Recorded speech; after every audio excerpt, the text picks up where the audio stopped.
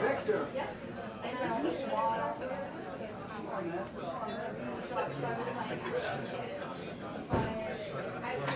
I'm gonna be on the internet. I'm gonna be on the internet.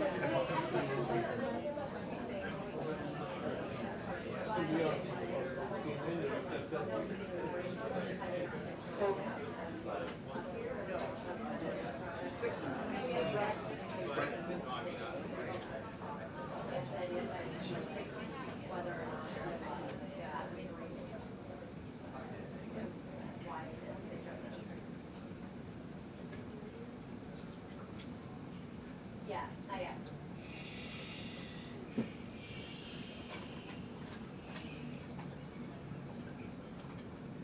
That's him, there he is. Hey, I got you. Yeah, that's like Larry down into this one. I got you. I did that one time. In the East. Come on, come on. Should be seeing it. Big purple. Maybe up.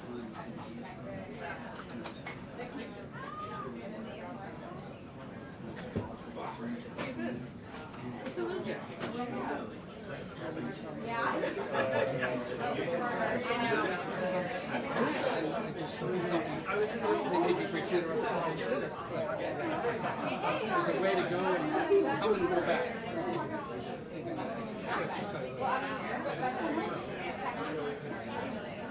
He's the man.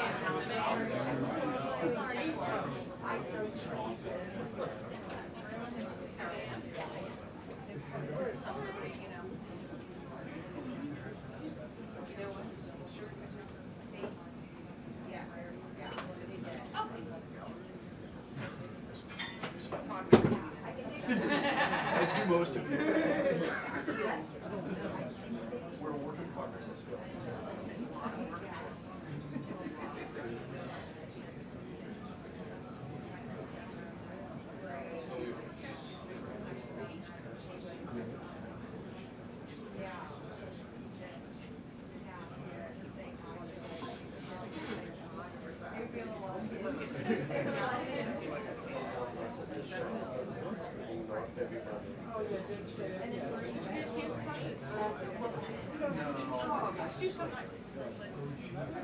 Every time I saw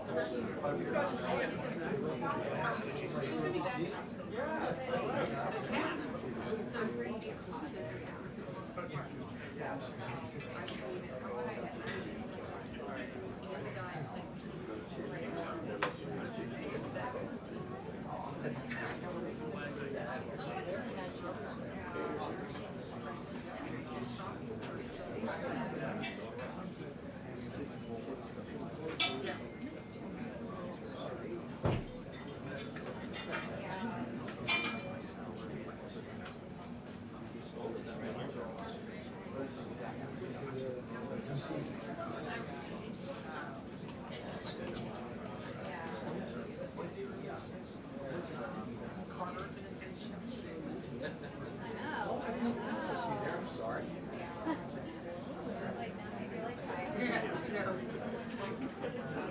were in here. They were in here.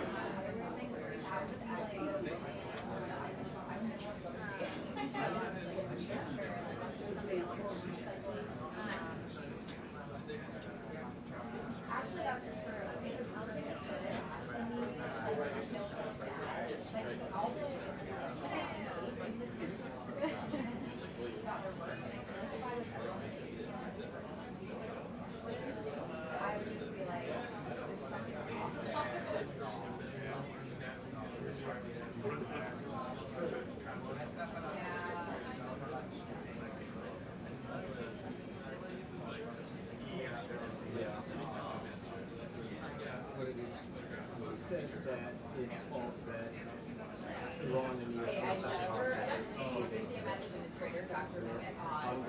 Today, Secretary Carolyn Levitt here at the podium, and we'd like to get a couple of questions that are generally in this wheelhouse, our typical role. A couple of the bigger stories bubbling up today in the very rare people having the Federal Housing Finance Agency or rather, and the choice has drawn some attention, some questions from a lot of people about their bill, because they've been wondering what these credentials are. They've all been in front of the line for that role. It's including whether he has any White House background, he's had expression of legal overseeing the country's agency, so likely to be for from the administration on why he is best served for that role. And also, of course, the Iran war. We had several big headlines in the last 24 hours. I had Secretary Rubio on Capitol Hill trying to lay out where things stand right now. After this phone call with the President and Israeli Prime Minister Benjamin Netanyahu telling Israel reportedly not to carry out an attack on in Beirut. Monday there are reports from Iranian media claiming that stopped about a peace deal amidst potential action by Israel. The President has said discussions are ongoing. Today, Israel did carry out some incredible strikes in southern Lebanon.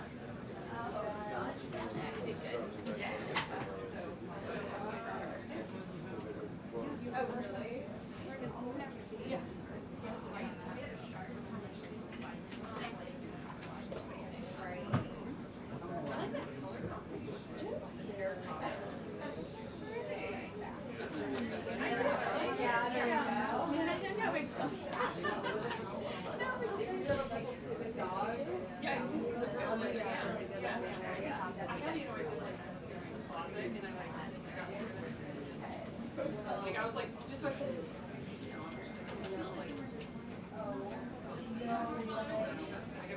This year.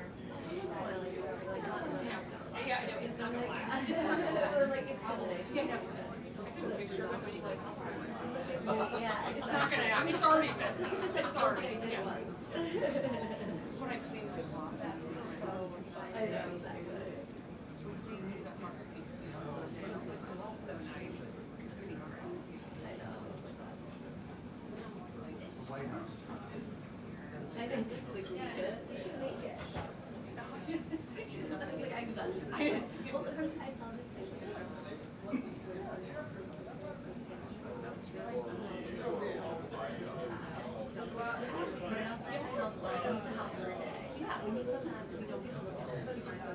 Yeah. And like that's like, Yeah. it's like you just, yeah. And I was like, yeah, I love that. Yeah, I know. I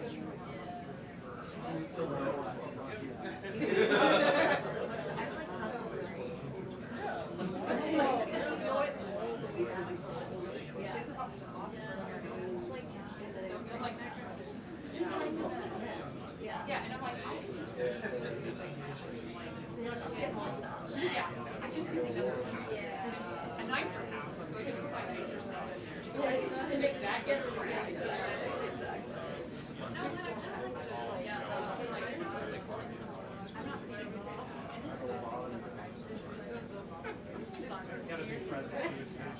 like, yeah, you know,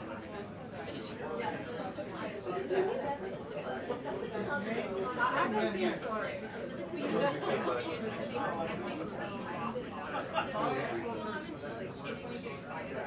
Yeah, I know. Yeah, it's like, this is not like a vacuum. It's like bottoming out. I know.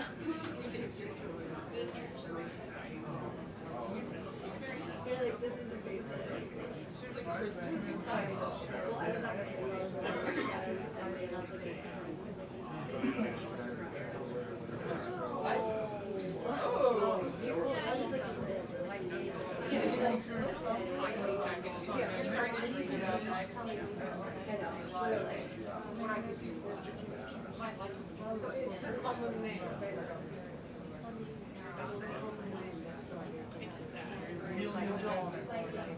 I don't know.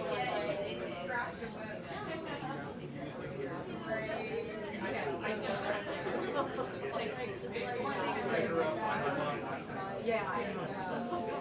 Been there, still sick, forget about it. You know.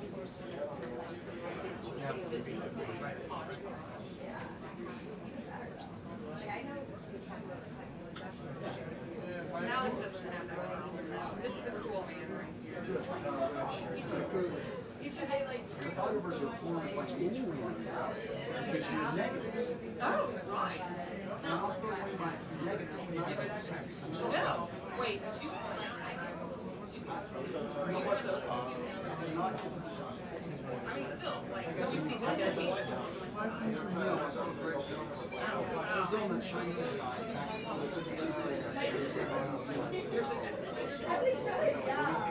gonna say, I was like, why? I get to 20. That's pretty good. That's not bad.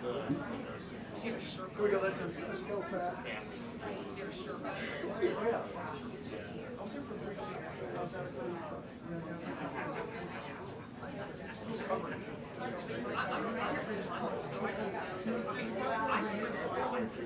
But it was like, I already know that I was sort of like I always should be there.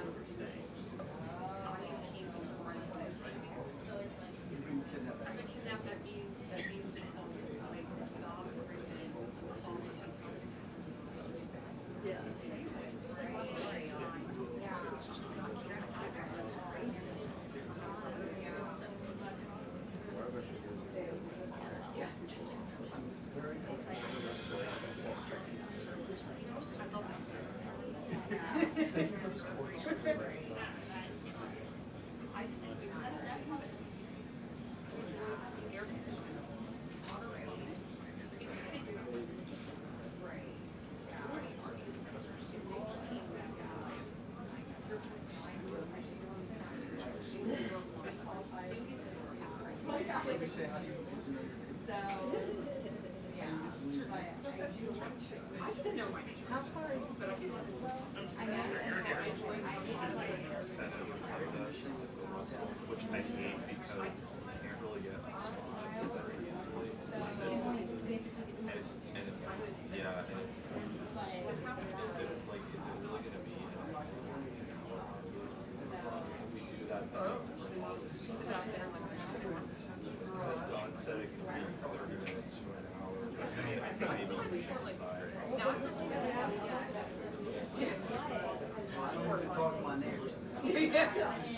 Yeah, of course, it's just logistically.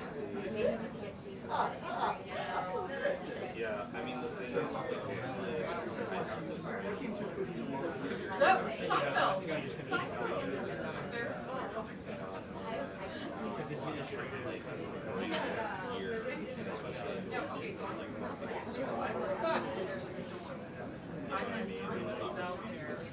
Oh yeah. I thought it was fabulous. Oh my God. He's fantastic. Yeah,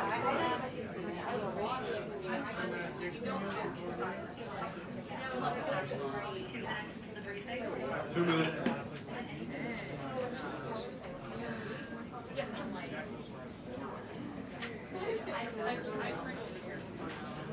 No place I'm driving. This is Washington D.C.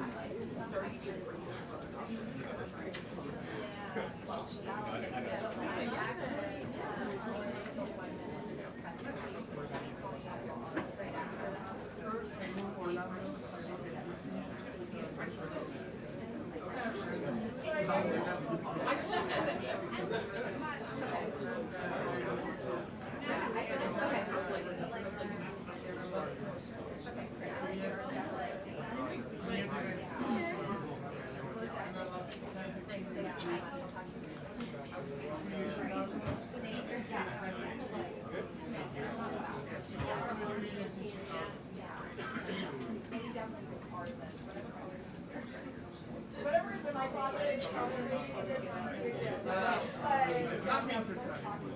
Other times is great. It's nice to the downtimes like in New York. Because New York is so short. And I love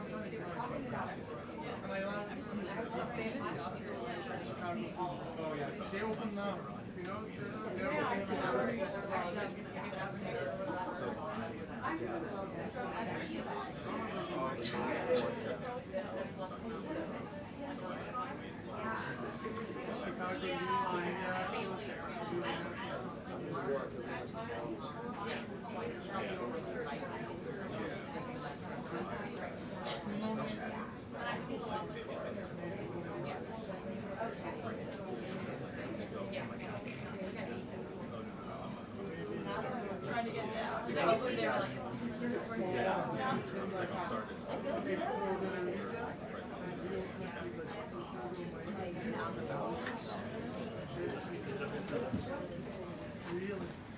Good afternoon, everybody.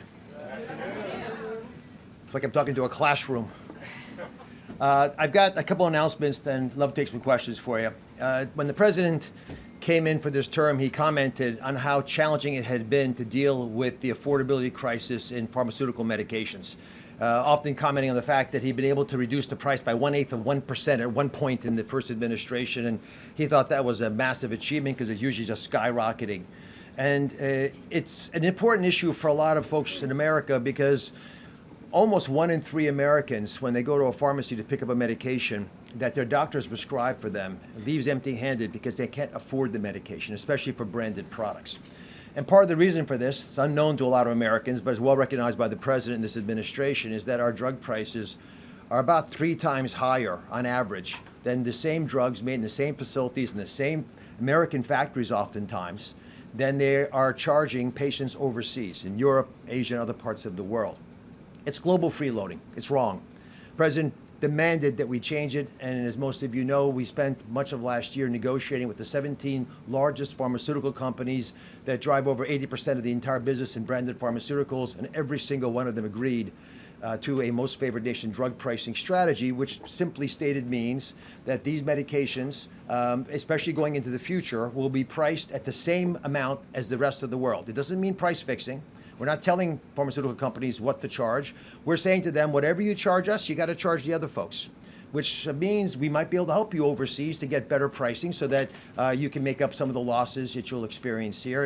And the Council of Economic Advisors estimated that the benefit of the president's negotiated program is about $600 billion over the next 10 years, $600 billion of savings. The question then becomes, how do you actually get that savings to the American people?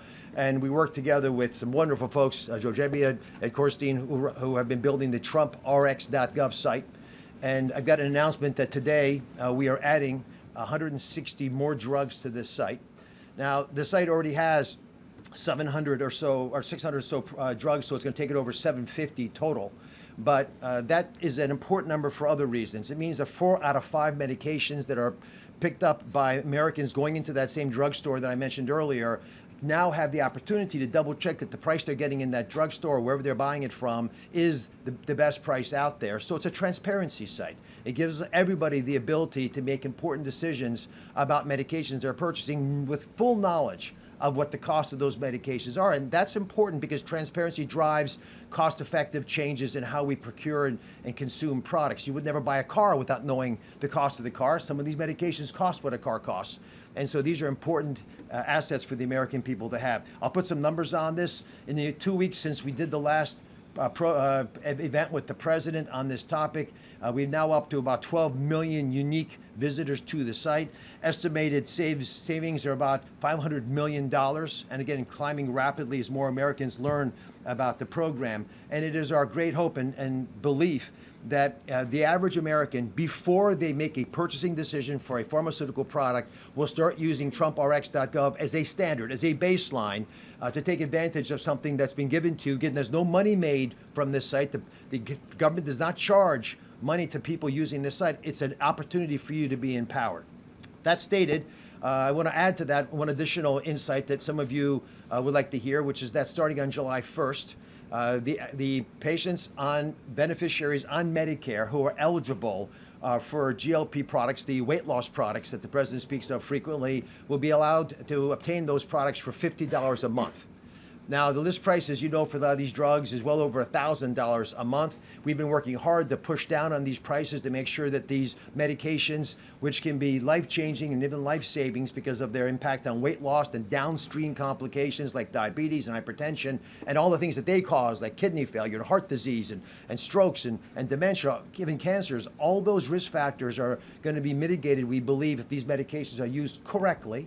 And so when doctors prescribe them, Medicare beneficiaries will be able to obtain them for $50 a month. And we are hopeful that over the next few years, we will show an actual savings to the American taxpayer if these medications are used correctly and appropriately and consistently, so folks get the weight loss they desire with the downstream benefits that I mentioned earlier. I also want to touch briefly on the crushing of fraud, waste, and abuse made possible by the Vice President's Anti-Fraud Task Force. The White House Task Force has been aggressively going after an all-of-government approach. I'll speak personally as the person charged with the Medicare and Medicaid services. When we identify, by looking at the data, which we have plenty of, that there's an aberrancy in how these bills are coming into us, so there might be fraud there, it's incredibly empowering for us to quickly call the Office of Inspector General or the FBI, the Department of Justice, and to have Todd Blanche call back and say, here's what we're going to do about what you just observed, or call Scott Besson at Treasury and say, we need forensic accounting, something is going on here, where are they hiding the money? And I want to emphasize that this is sophisticated work because our opponents are extraordinarily sophisticated in their attacks on our system. They just need to have a Medicare beneficiary number or some of their ID, which is basically a credit card, and they can begin charging against the federal tax dollars that go into Medicare and Medicaid. That's one of the reasons we're seeing such high amounts of fraud in different parts of the country, and we believe there are organized criminal groups behind some of these endeavors. So I wanted to walk you through a couple of these examples because our goal is to stop the money from ever leaving the building. That is the best way to protect the American taxpayer. As you know, we were in Minnesota last week where the largest autism takedown occurred. A mother and a daughter, adult daughter, were accused of tens of millions of dollars of theft. And just to put this in perspective, the reason these are so important is if you defraud the system, you don't just take money out of the system. People steal your money. The money from our most vulnerable Americans are going to steal their health. They'll steal their life. And that's what we have been seeing in some of these takedowns. Unfortunately, when these events don't happen in a timely fashion, you lose the whole program. So in Minnesota, the state itself stopped non-emergency medical transportation, which is when you need someone to take you to the doctor's appointment. They cut the whole program. It's gone. It's finished. Because they could not deal with the fraud. It went from an estimated $1 million a year, how much can it cost to take a card to a doctor's office, to over $100 million a year, so they killed the program. And that, of course, we believe, because it doesn't provide the kind of care we desire for our fellow Americans, can be problematic. We don't want that to happen in other endeavors as well. So we've been working with the state of Minnesota. We're not happy with some of the things we've been encountering as we look at their receipts on the services they provided, which is why we deferred $350 million to the state of Minnesota, and we're waiting to hear feedback from them. Other states have also been problematic. California comes to mind, where we've made several trips of late. 1/3 of all of the hospice in the entire country. And hospice is this precious, beautiful program built in the 80s to take care of people with dignity in the last months of their life. Classically, someone has metastatic cancer, they're going to die. It's going to happen in a few months. You give up your Medicare, because why would you want Medicare? You don't need all those things. Take hospice instead. But that trade has risks with it if you don't actually have a lethal problem. And when 1/3 of all the hospices in the entire country are in Los Angeles, not even California, and Los Angeles, that creates issues. First of all, it's not plausible, but it also means someone's been ignoring the problem. And in fact, there was a call 4 years ago by the state auditor in California to address these problems. It was not managed, so our agency has now suspended payments to 850, almost half of all the hospices in California now have been suspended, but they're no longer being paid. And we're going to keep aggressively going at this problem, because when we go after hospice in California, guess what happens? Hospice in Nevada went up 7-fold. Hospice in Arizona, hospice in Texas, they've all gone up. These scoundrels run to other areas. I just learned this morning in California sector of the population, this time Medicaid, but using nefarious techniques and technologies to do that as well. And again, these are organized criminal syndicates, we believe, in many instances. And that's why being a personal care service attendant, which is, again, doing something that your family would normally do for you, carrying groceries upstairs, driving you somewhere, that job is now by twofold the most common job in California, and it's the most common job in New York. Again, this defies belief that you could get that much growth in single sectors, but these are well-paid jobs that have become now ubiquitously available. There's not been strong guardrails. The last administration did not think that this was an important endpoint. The endpoint was enrolling people and getting people onto these different programs, and that has led to a tremendous opportunity for corrupting the system, and that's what we're witnessing. With that in mind, there's lots we can do to fix these problems. We've been aggressively going after states, red and blue. We wrote a letter to Florida. The difference, by the way, was Florida responded by saying, we know we have a problem. We're going to double down. We want a moratorium on all of our durable medical equipment suppliers. And why? Because there are twice as many durable medical equipment suppliers in South Florida than McDonald's. Again, not really possible unless you're looking the other way. We're not looking the other way. We're aggressively taking on these challenges.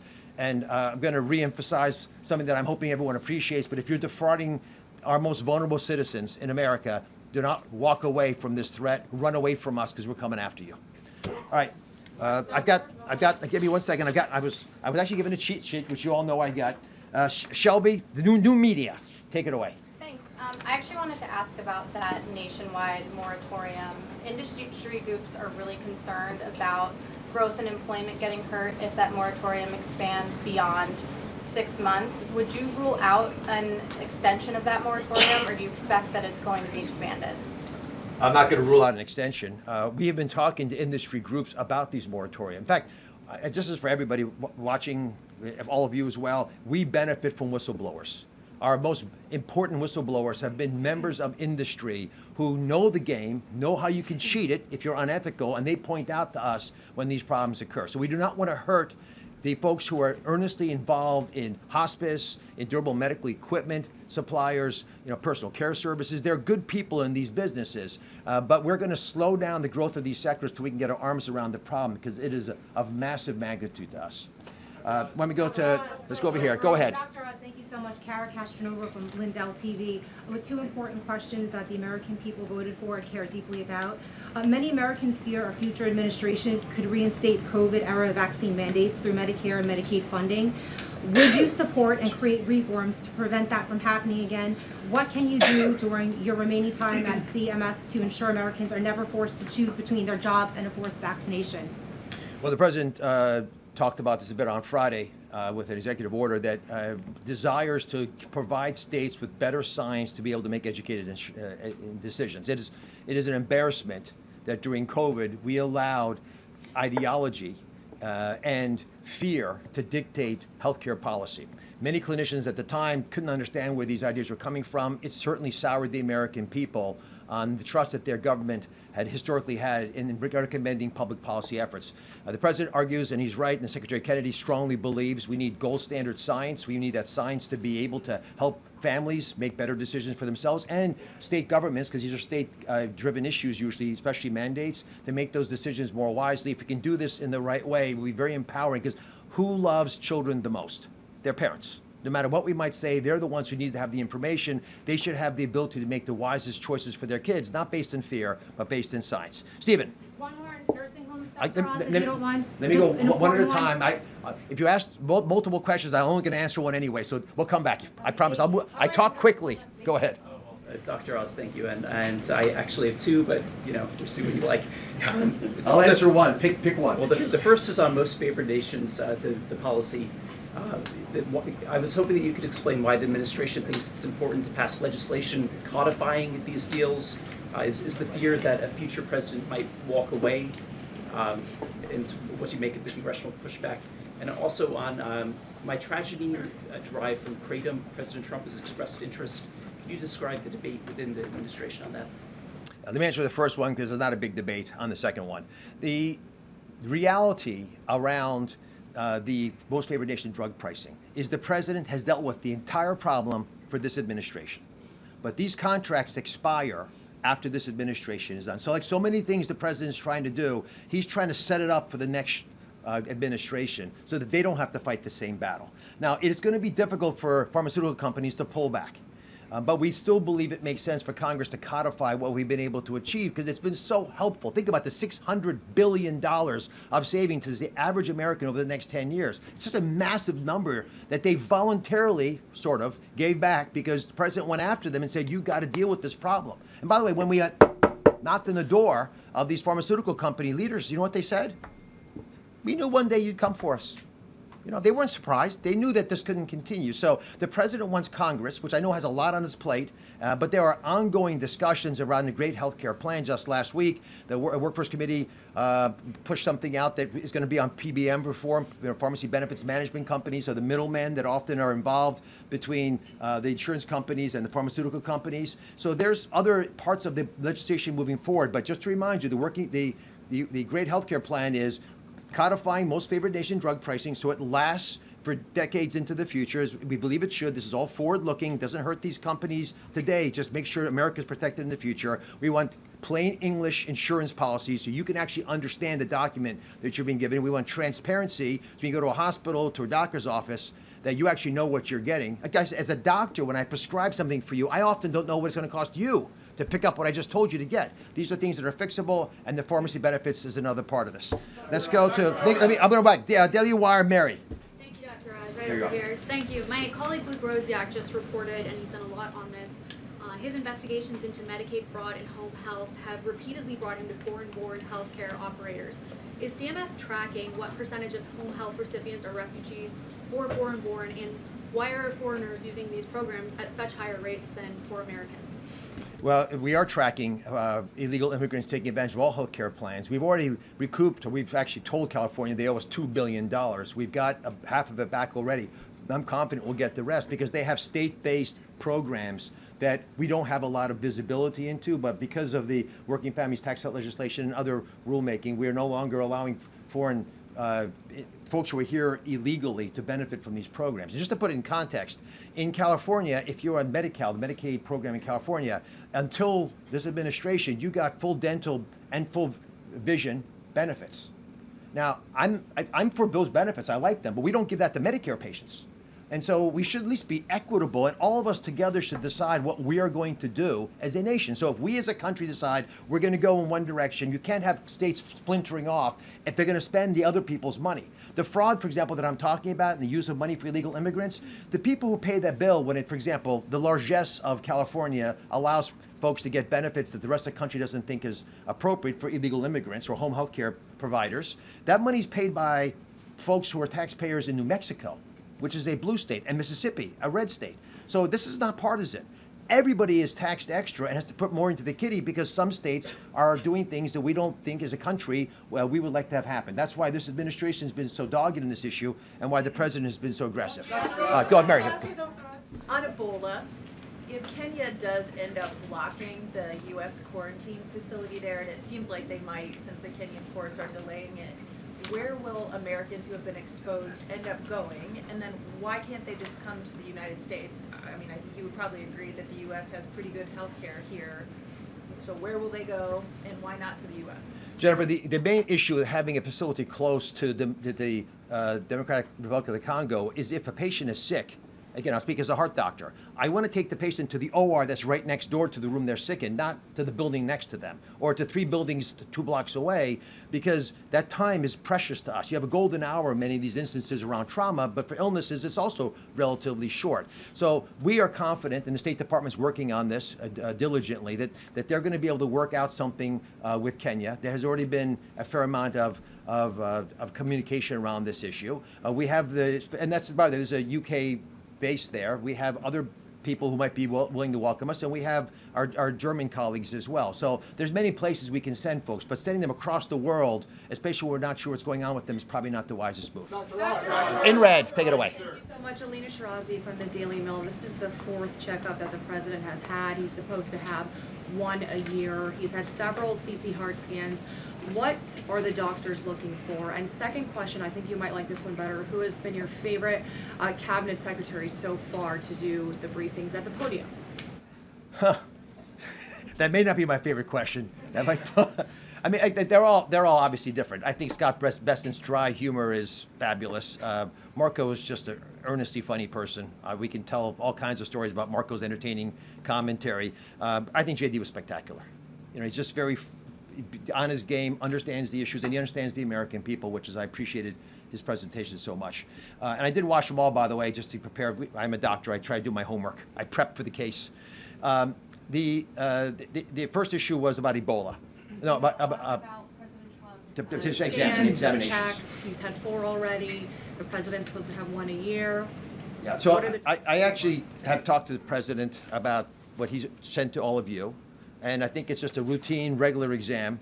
You remember I had the president on my show 10 years ago, and he also presented records. And at the time, I was stunned at how well he was doing, because so many of these numbers naturally over time will start going in the wrong direction. But if you look at these records, they're spectacular. You know, his cholesterol, his blood pressure, all the numbers are starting in excellent parameters. His ability, and listen, I work with him frequently.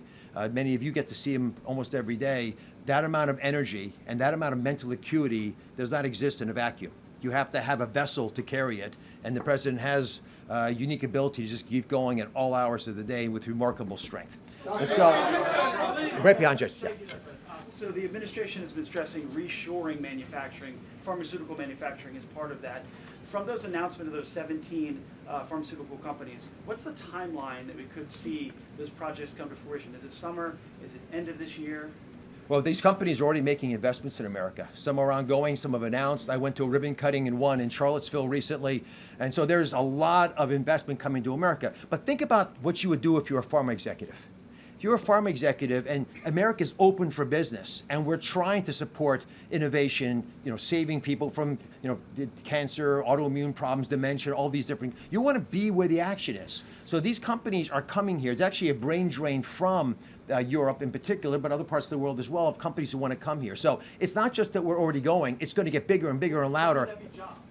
No, the jobs are starting when the first time you hire someone to build a plan for you, we have a job. If you're asking for people with picks and helmets, that's also coming quickly. But again, I've been to facilities that are already under construction, so they're starting, and it will get, and the president and I visited a facility in Cincinnati a few months ago that, again, they already have the facility, they're already running the facility, they're making additional investments to upgrade their program.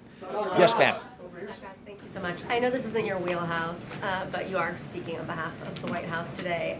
Can you respond to any of the criticism from Republicans on President Trump's decision to tap Bill Pulte, who has no known intelligence experience, as acting DNI?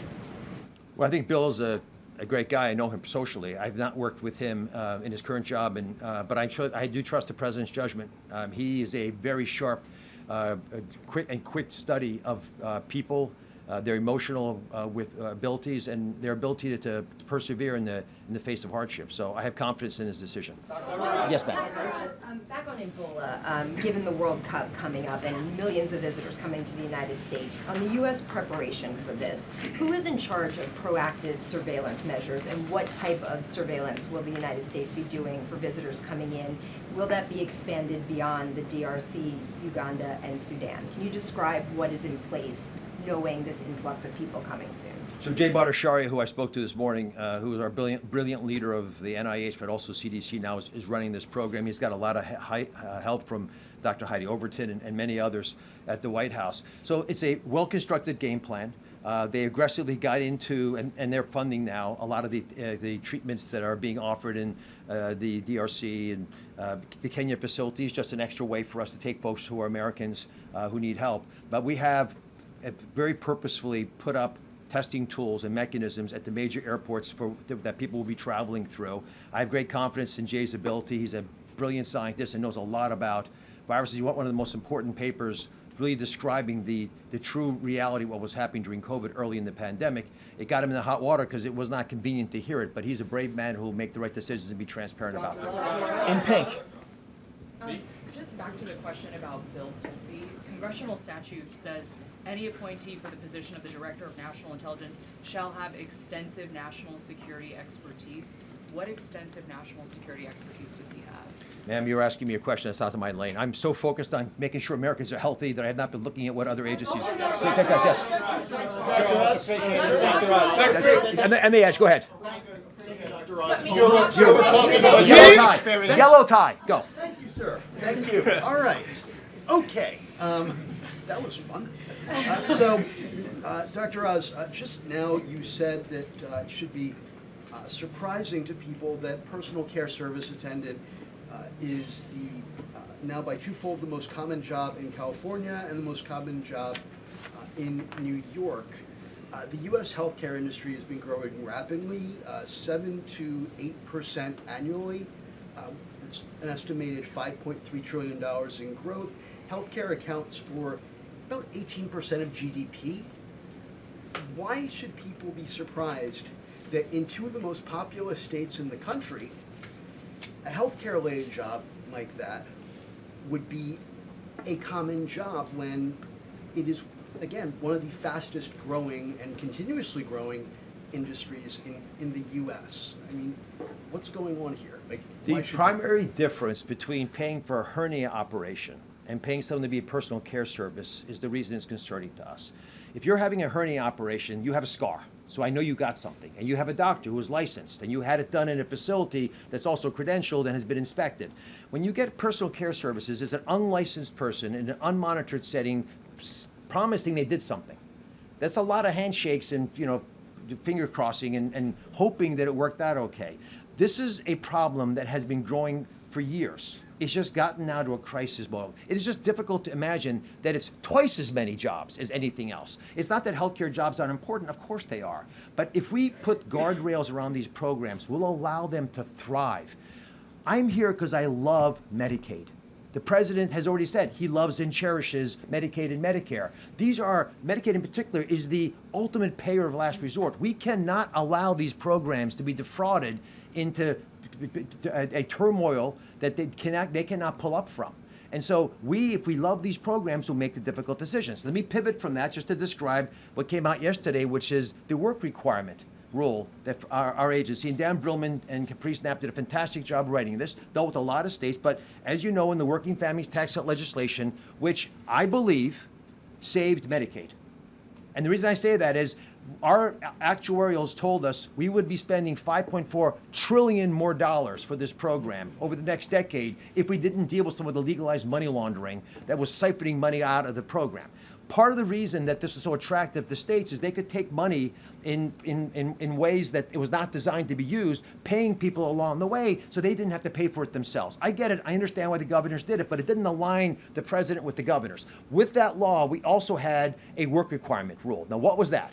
The work requirement was based on concepts that date back from when Bill Clinton was president, with the temporary assistance for needy families. When the Democratic administration said the fraud is getting so bad, the abuse so big in these programs, we need to clean them up. We need to get people to try to work. It's a path to prosperity.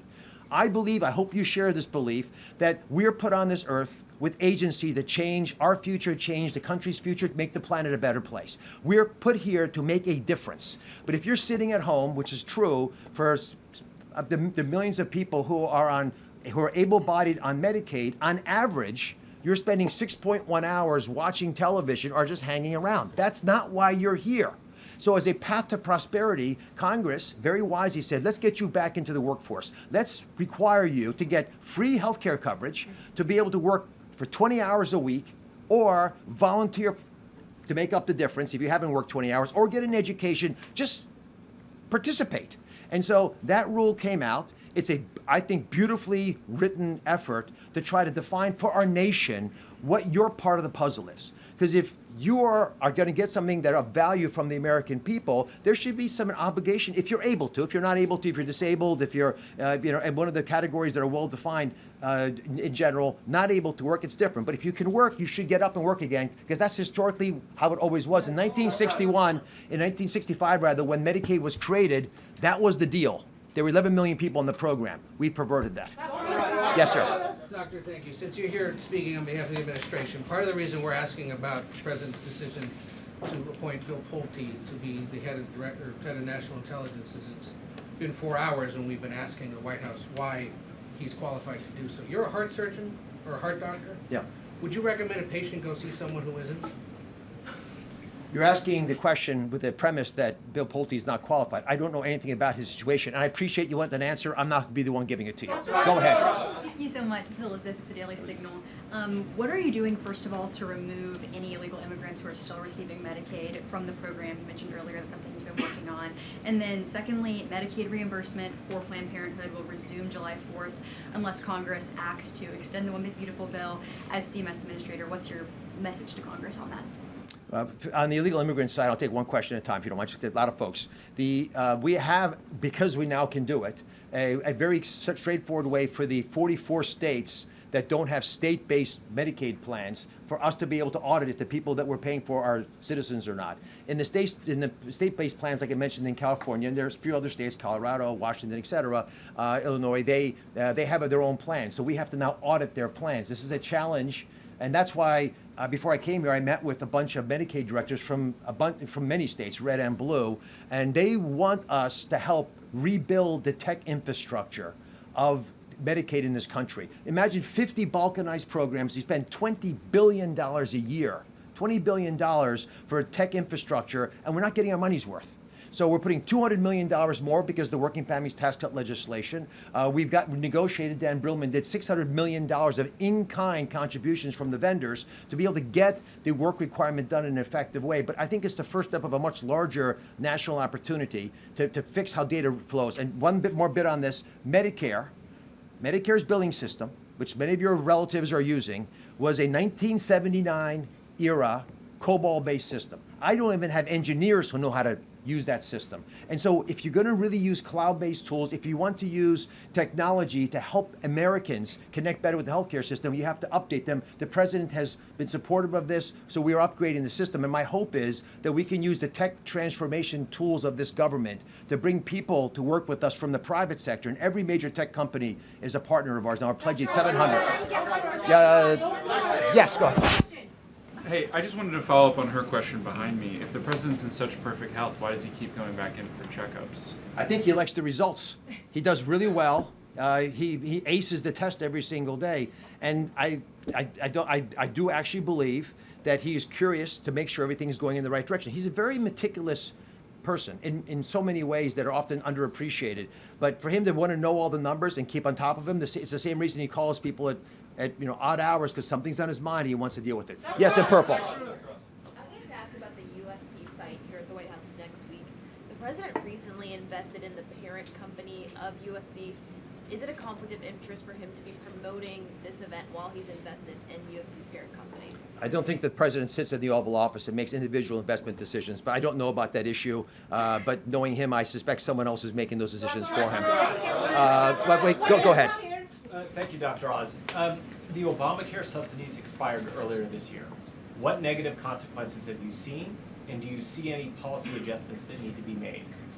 Let's talk about Obamacare. Let's take a step back. 2015, 16, 17, 18, 2020, there were 9 million people on Obamacare. 9 million. Today, it's more than 20 million. Like, what happened? What happened was we completely took the guardrails off. And I know this because I'm working in the agency that actually was told to take the guardrails off. And because there wasn't an earnest desire to keep track of whether you were appropriately on it or not, but more importantly, just get the number to where we all feel good about ourselves, we had massive increases of people joining the program. We believe that 35%, roughly, of the people that are using the Affordable Care Act, Obamacare exchanges, because they've never used the program once, they've never filed a claim, may not be legit.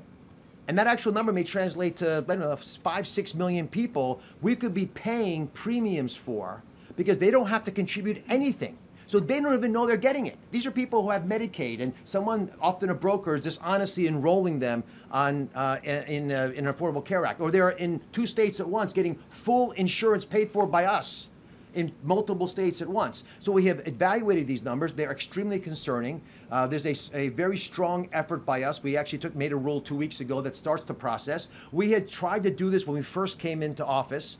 A court enjoined us. They did not feel we'd followed appropriate APA guidelines, government guidelines, and so we redid it and now went back out again. But if you care about the ACA, then you'll want us to take the fraud out. And let me just take a step back. If we want you to go back to work on Medicaid, what's going to happen? You're going to start making money. As you make money, you're going to make enough money, you get above the poverty level, you're going to want to buy an Affordable Care Act product or private industry. Commercial insurers are going to start using it. That's a good thing. We're getting America back up. They're getting into work, getting them into the stratosphere, building prosperity. So we want these programs to work together. But if you've got millions of people, literally, who are getting insurance that they don't want, they don't even know they have it, and we're all paying for it, that's tens of billions of dollars we're throwing away. That increases premiums for everybody. It drives affordability down. We're not going to tolerate it anymore. Sir, in the back, in the beard. Yes. Thank you so much, Dr. Oz. We are happy to see you. I'm sorry, I will ask you a question because I'm Turkish American. No, only one question. Doesn't matter. One question. Okay, so I'm going to ask you, the Turkish president, Recep Tayyip Erdogan, and American president has a good relations. And there's a report they are going to meet in Turkey and United States game in Los Angeles. Have you heard about it? And also there's a NATO summit in Turkey in July.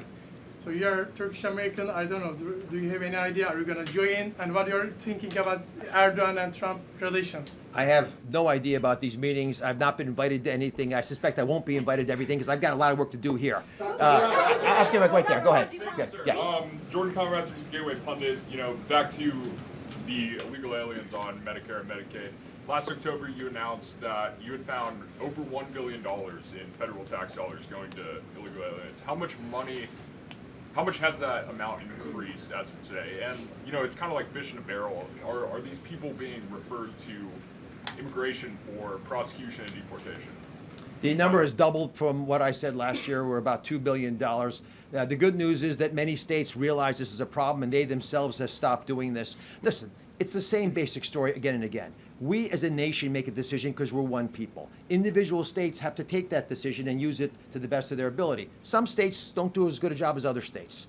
That's why we're looking to individual states for leadership, for better ideas to deal with many of these social problems that unfortunately begin to pile up over time, and they threaten the very foundation of our social. That's why this matters so much. If you quiz the vice president, he grew up in an environment where he saw people abuse this. I know that's the case of people who are in the task force right now, the Anti-Fraud White House Task Force. So there's a passion about this, and for good reason. I mean, the president calls the vice president Elliot Ness. He wants him, he likes the fact that he's taking this seriously, he's going at it, and he's doing what's best for the American people by making some tough decisions. One last question, take it away. Thank you, Dr. Oz. Back to Bill Pulte, but with the national security angle. The president has pushed very hard to renew FISA, Section 702. It expires in 10 days, just ahead of the World Cup.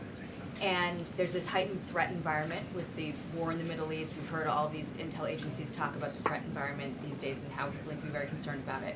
On Capitol Hill, you've had lawmakers today raising concern about Bill Pulte, and on the Democrat side, questioning his ability to carry out that role fairly and not weaponize it. What can you say about to allay their concerns, and can you also answer a question that was posed by Susan Collins about whether Pulte has a security clearance himself? Ma'am, I don't know anything more about Bill Pulte than you do. I did not think that would be one of the questions that would even come up here. I hadn't even heard the news when I walked out. Okay, let me leave you with. We have one last question, but I do want. Okay, go ahead, ask me. I'll come to you. I have a GLP question. What's your question? Very Do you quick. have any medical advice for the Americans out there that are suffering from a very serious ailment called Trump derangement syndrome? I am concerned about folks who have focused their entire life energy on dislike of the president. It's disheartening to see people lost in that way, but you know, treating stupid is really hard, and it becomes a real problem. And these folks are off. Now, GLP-1s. I mean. Let me just answer because I'm out of time, and very quick one. Are Americans getting real deal medication, brand name like Wegovy, Ozempic, or it will be generic on Trump RX at $50 monthly rate? The Trump RX product is the real deal, the true API. That's the pharmaceutical product that's made by the two major providers right now, which are Novo Nordisk and Eli Lilly. There are other companies coming into the space. We have these products that are given by these companies as part of this deal, so we like to use the real product to be able to satisfy the needs of the American consumer. It's a brand. It's a brand name. Last question from the middle. Go with last question. Take it away. Thank you, Dr. Oz. So Kenya basically has stopped, has asked U.S. not to build the quarantine facility there. And the people, the responders from here who are supposed to go there, do you think the Trump administration's policy of not allowing people who are exposed, Americans who are exposed to the virus, come back to the U.S. will dissuade these responders from going there?